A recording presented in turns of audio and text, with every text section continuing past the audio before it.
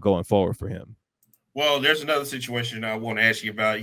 My coach, Coach Kidd. I don't know if you know, I helped him get the job. Coach Kidd, yeah, big deal to do with that. I'll tell you about that later. But Coach Kidd has been catching a lot of criticism, just in general. But he caught some after the Toronto game. I want you to hear this audio and see, is this criticism fair that you guys are putting on my coach here?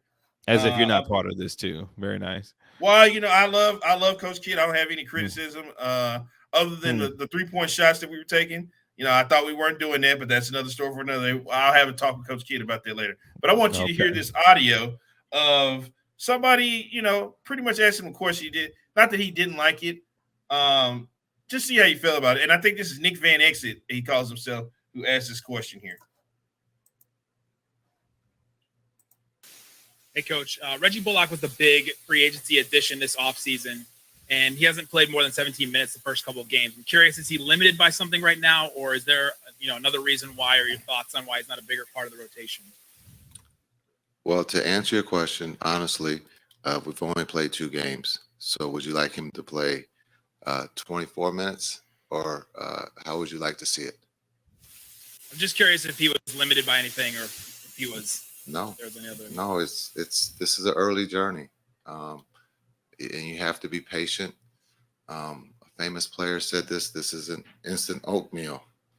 This is going to take time to cook. And so I have to apologize that you felt that he should have played more. Okay, one more here. Did you hear that? We had to apologize. Basically, we're sorry you feel that way, type of response there. What'd you feel about that? Did you feel? Well, look, I mean, Reggie Bullock's getting paid over $10 million for the Mavericks. Whoa, I didn't know you were accounting in your spare time. You count those chips? Are just facts. Those are just facts.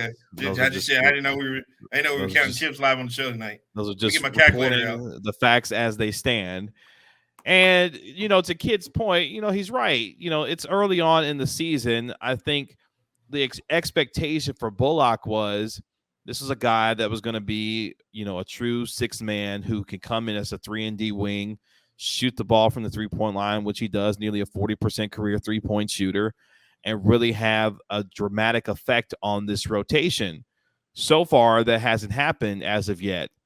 But as I said earlier, it's a small sample size at this point, and figuring out rotations and getting consistency with those rotations is going to be a work in progress, through the first 20-25 games of the season. So I think that speaks more to what fans may feel like needs to happen from a rotational standpoint, and it's not happened as of yet. So I don't expect Bullock to continue to struggle. There's a reason why the Mavericks brought him in, and a reason why this guy has been regarded throughout the years as one of the better 3-and-D guys in the NBA, especially with his ability to defend in multiple positions, on the perimeter. So I'm not necessarily concerned about Bullock at this point. You would think otherwise, the way folks reacted to my timeline on Twitter today when I caught Luka, practicing free throws with Coach Darrell Armstrong and Coach Igor. Reggie Bullock had missed like 4 or 5 3-pointers in a row, and folks were like, Reggie Bullock is this, Reggie Bullock is that. I'm like, look, man, don't you just love social media? Like, just chill out. My man's gonna be okay. So I'm okay with Bullock. And the 17, 18 minutes that he's getting so far, again, that's part of figuring out these rotations. As Kid said, this thing is going to take time to cook. So I was okay with it. The response was a little weird. Like, it was funny and kind of weird at the same time. Kid has been talking in this real kind of monotone type of voice. That's how my coach keep talks. It real even. We don't get upset. We don't get upset like that. Here you go with this weed stuff again. I didn't know that you had real affiliation. I thought you were just an advocate and not necessarily exactly. I've been advocating for Coach Kidd. Remember? I told you I got him here. I was a big person of having him coach the team. I couldn't tell by the Knicks shirt that you're wearing. But don't worry about that. That's just front running. Don't worry. We'll talk about them later. It's just front running. But yeah, I'm okay so far. Again, it's 2 games. It's 2 games, people. 2 games. It's okay. Yeah. Nothing to panic about here. Like I said, we saw the genius of him in the Toronto game. And that's pretty much what it boils down to.